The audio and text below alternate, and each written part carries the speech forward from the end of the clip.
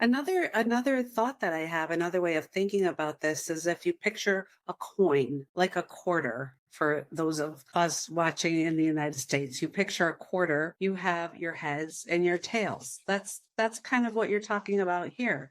There's the grandiosity, which might be the heads, but being inquisitive, what's on the other side of that? Let's flip the coin over and look at the other side Yeah. because there's some vulnerability there.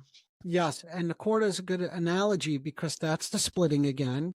Because if the quarter's on the table, you only see the heads, right? You don't see the tail, but you know it's there because you're listening to this content and you know that they're there together. And this really strange dynamic where they both are present simultaneously, but one is presenting predominantly and the other one is underneath, but it's still there and it's very powerful. Absolutely. I'm sure you've experienced counter transference, and maybe you can explain what that is to our listeners.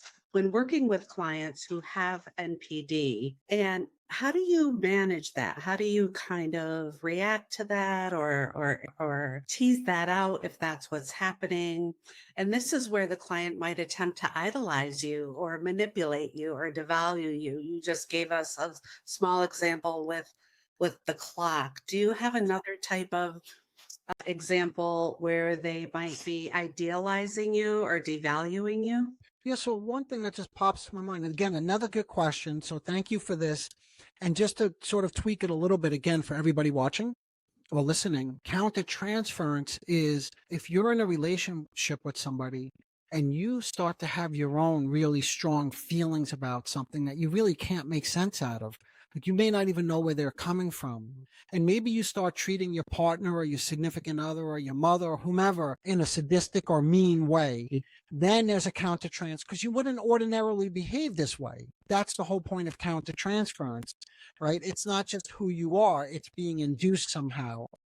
So Do you have examples of yeah, so here's I'll give a nice one first. Well, it's not nice. None of them are nice because oh here, let me just jump into it. So a patient comes in and if they start idealizing, like to go along with something you said, idealization is a defense. Now, if the patient is idealizing, like, oh, that was such an insightful comment. Oh, thank you so much. Oh, that's so valuable. Oh, you're so